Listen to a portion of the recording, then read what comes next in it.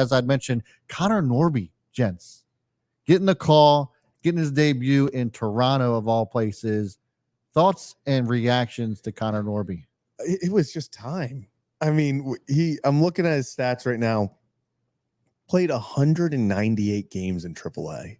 198 games. That's just it's a lot more than Jackson Holliday, right? Games. A lot more. He took 913 at bats in AAA alone. That's almost, that's what, I guess, 1.5 times what Jackson Holliday has taken in the minors, period. I mean, Jackson Holliday's around 600.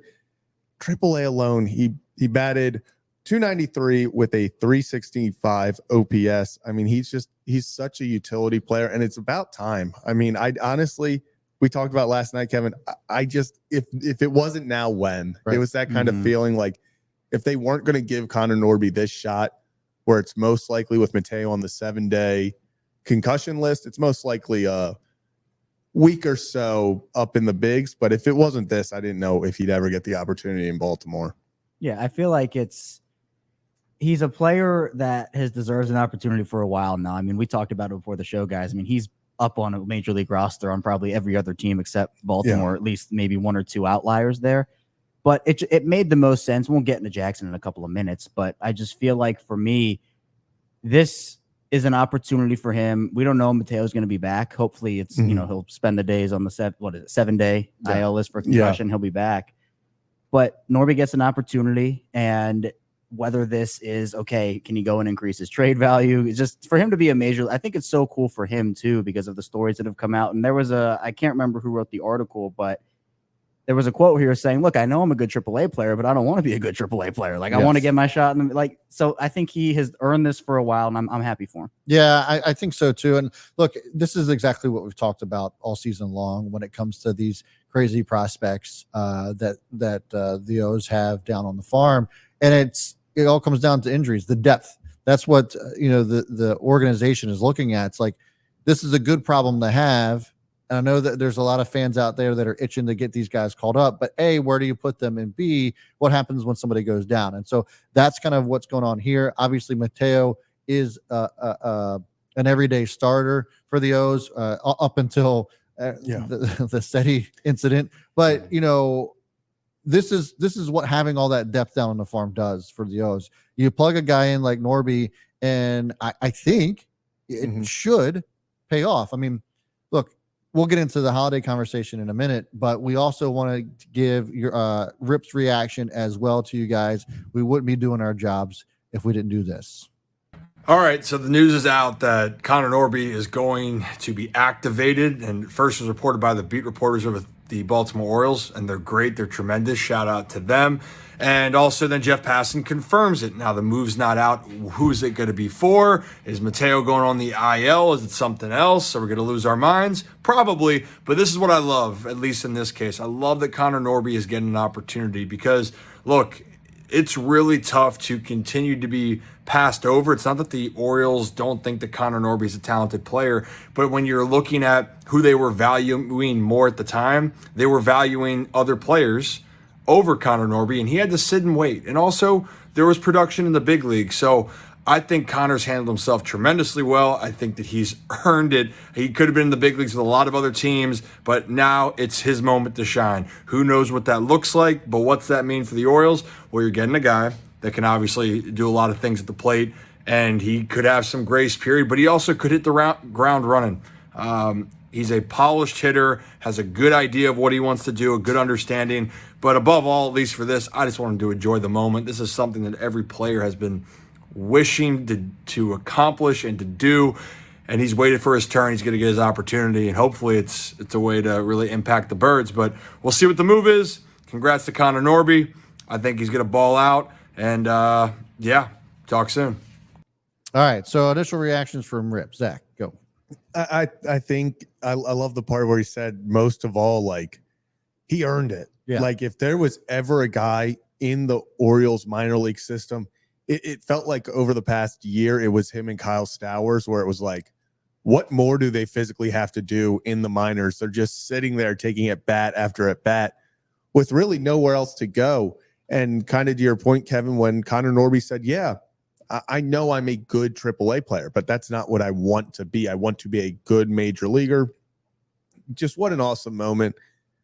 And he gets the start tonight. Like I think that was something I talked about on Twitter a little bit. Was this going to be a Kyle Stowers situation where, and Heston Kerr said, where it's like, okay, Conor Norby's up, everyone's fired up. Yep. And that's like, okay, he started once in 7 games. They got 1 pinch hit opportunity. So super intrigued to see how it's treated, especially going forward. I think they definitely wanted to give Urias a day off after getting hit in the foot yesterday. Yeah.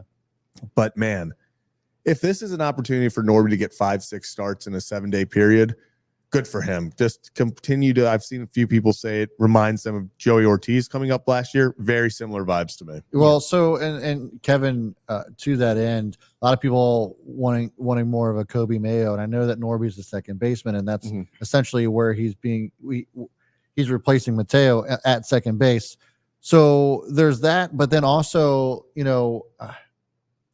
for me, I am worried for Conor Norby if the trend continues, right? Like, is he only going to get 1 start, or is he actually going to get a legitimate chance? Because up until now, the only guy that's been called up that got a legitimate chance, in my opinion, has been Jackson Holiday. Yeah. Obviously, we saw what happened there. So what are your thoughts on that? Yeah, I mean, it's a good point, because, and even when you're talking about Mayo and even a guy like Jackson, those are guys who we've all talked about it here. Those guys should be up, and they should stay up, and they should get every day at bats. And I think Norby, he's earned every day at bats in AAA, but there's also an adjustment period to the MLB, first of all. And second of all, I feel like for him, when Mateo comes back, where's the spot?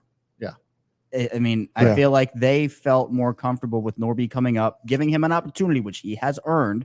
And then once Mateo comes back, the worst case for him is, okay, he gets sent back down. The best case is, all right, maybe he's in a platoon with Mateo and Urias gets DFA or something like, but I don't think they're going to do that. So I share your worry, Brad, where it's okay, he's going to be up, and then Mateo comes back and he's just sent back down again. And that goes right into the Jackson conversation too, which now we're going to talk about well, you can't do that with Jackson. You can't just have him on this roller coaster. It feels like it's not fair to Norby either. I'm not saying it's fair to him, but I feel like the Orioles feel more comfortable doing that with Norby than with Jackson. Yeah, it kind of feels like, at least up to this point in the season, that a lot of these guys that are top prospects have just been substitutes for folks for the everyday starters that are injured, and that's kind of just how they've been using them rather than letting them develop in the bigs. Which, look, it's a hard problem. That it's a good problem, but it's tough to navigate. And I don't know if there is a right answer to any of this when you have so much good talent surrounding around this ball club. So I get that. What were we going to say, Zach? I was going to say, I think the biggest thing, and it's what we've talked about on the show for so long, this is how important the Orioles depth is, because you have a situation where you brought up your number 1 prospect, things didn't go well, so you want him to go down and mature a little, not mature, but get, in a rhythm, more stuff like that, continue to develop. Then you have your other top prospect, Kobe Mayo, goes down, he gets hurt. So, we don't know. Maybe if Kobe was 100% healthy, maybe it's him. Yeah. But then you have 2 guys in the infield get hurt and they're shaken up, and you're like, okay, where do you go? Well, the Orioles are like, we're so deep.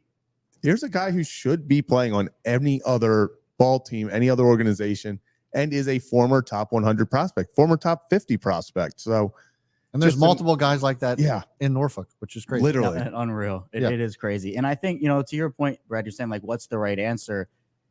Is the right answer is it eventually a trade? I know that, Zach, we had talked about that, where it's like, it just feels inevitable at this point, where I agree. They chose Jordan Westberg over Joey Ortiz. But when you're doing that, you're going to find at bats for Jackson. He's a part of the future. I mean, it just feels like they're going to use him eventually in a deal. He's a good player. He deserves opportunities. And look at what Joey Ortiz is doing in Milwaukee now. I mean, they have a lot of guys like that where they can package. They have a surplus. They can go and they can say, all right, here's an infielder, here's an outfielder. They need bullpen help. They need pitching help. I feel like that's where we're headed here. Well, yeah, and I think so too. And if you look at the pitching and the health of the starting pitching rotation, and questionable as we get closer to the All-Star game, Bradish is not feeling great. And then you have Means. We just talked about this off air.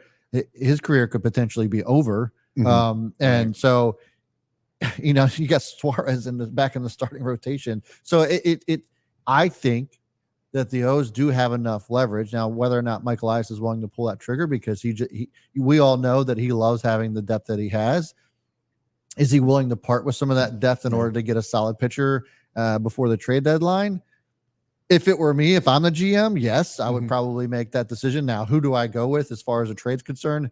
That's a whole other conversation that we'll have as we get closer to the trade deadline. But my God, like there is so much wealth in the farm system that you do have the power to really kind of set yourself apart from the rest of the league if you can get yourself 1-2 solid pitchers in that starting rotation, and then also a pitcher or two, maybe even in the bullpen as well. So I think that there's a lot of leverage that to be had from the organization, and so I'm like I said, it's a good problem to have.